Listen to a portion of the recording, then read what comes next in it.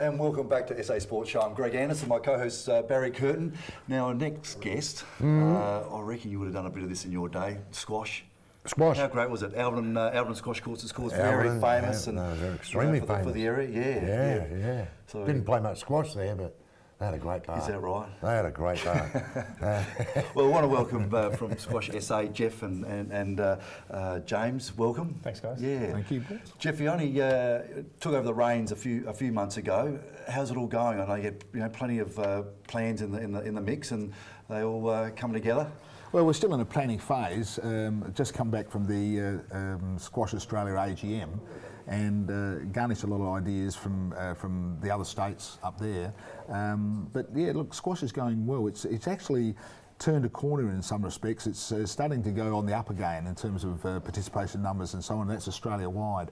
So we are very hopeful that the phase that we're in at the moment with James, myself and the other staff will be able to be rolled out next year, and we'll be able to build on those numbers.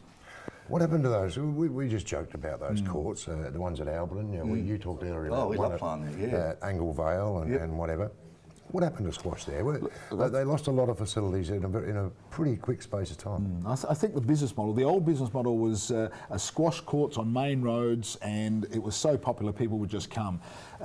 With the planning regulations having changed, the main road site these days is far too valuable for just that sort of business. Yeah. So a lot of the squash courts that we've had on main roads, and I can think of places along in Nord and other places, Henley Beach Road, have gone or probably will go, because developers will take them up, and apartments are a lot more valuable than just a standalone business. And now that the regulations have changed, you can build up so many more floors. It's just a very valuable piece of property. So the new business model, which James will be able to give you a lot more information about, will probably lie with councils, with community rec centres, with schools, universities and some private clubs. And you're doing a lot of work in the country. There's a lot happening.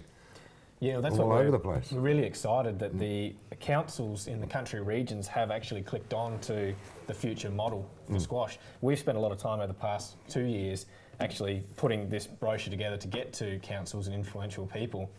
The future of squash is in multi-sport facilities, but also squash is a multi-use sports space. It's not a squash court anymore, and that's the future. That's the way it has to be. So you'll build the court in the space? Yeah, so there's 4 or 5 main manufacturers around the world that have representatives in each region, and the idea is that they come in with a pod of 3 courts where all the walls can move out to any configuration you like. So typically squash is popular during the day if you get a school in for an hour or two, and then in the evenings from 5 till 9. The other times, what do you do with that space? How can you convince a businessman to spend that much money on that much space? Well, you've got to actually go with a multi-use sports space and bring other activities and other clubs in. Your table tennis, yoga, indoor bowls, indoor soccer. All these activities can be played quite easily in this space. And schools have taken to it? That's our challenge. That's your challenge, isn't it? When we're getting out talking to schools, they're saying, how can we make this work? You know, let's fit this in. It's just a matter of time until when they redevelop their sporting space that we actually partner with them and come in. Because it was such a huge sport across Australia. You look at Chris Dittmar and Vicky Caldwell and Geoff Hunt in Melbourne, and it was just such a massive. It was massive. Sports squash centres on every corner just about, and then it really took a dip. And obviously, as you were saying, because of the property, it still is ranked the healthiest sport, and that was done by Forbes magazine and against a whole lot of criteria. It also is one of the best sports for hand-eye coordination, and because it's a gross motor movement sport, you've got to lunge, you've got to run and all those sorts of things. It actually is ranked as an activity that helps with cognitive development in young children. And it's also a sport that can be played 24/7, 365 days a year. It's indoors, it's in a space. So it's got the product is a terrific product. It's got a lot of things going for it. We have to find a way to promote it and get it back to where it was. You made an interesting point about family, mother and daughter playing. Yes, it's just recently been, the research has been done, and university, a lot of universities are involved in lots of community research, and one of the things they found recently is it's one of the most popular sports for parents to work with their kids.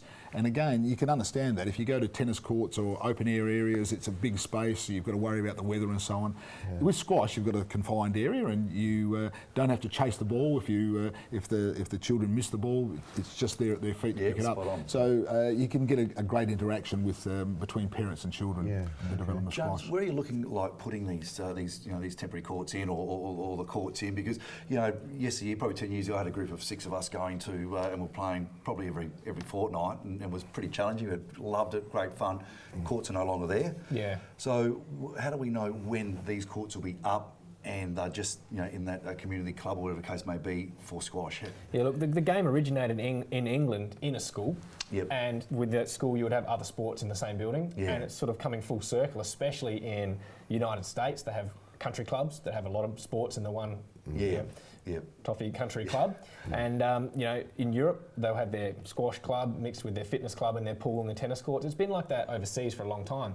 We were unique in Australia that the public squash system was bringing in some cash for operators, and that's why it went boom in the 80s and 90s, because people could make money out of it. It's turned back again now. It's going to be in your council-run facilities and your schools again. So that's up to us to make the relationships with anything coming up. But the exciting ones for us are Port Lincoln are currently building a pod of 3 that'll be done around February or March, be finished, bringing squash to that community. There's actually a few good players up there that have moved up there that'll become coaches straight away. Port Pirie have just finished their pod of 3 with movable walls. They're not letting anyone on it yet. They want to keep it pristine until they're opening. And Kadena have put in 2 courts, and that's done and playable right now. So we've got to keep communicating with these regional councils, and they can actually maybe show the way for the city. But other than that, we've got the Arc, Campbelltown and the Barossa have only just built these movable wall courts in the last 3 or 4 years. What is your role with squash? I'm the development manager, so we're a fairly small organisation, so my role does cross all the way from grassroots to the high performance. Yeah, okay, history in the game? I tried to play. And, it didn't quite work, but I always enjoyed coaching, and that paid for my travel around the world, so I went back to that as soon as I realised I wasn't going to make a living out of playing. Yeah.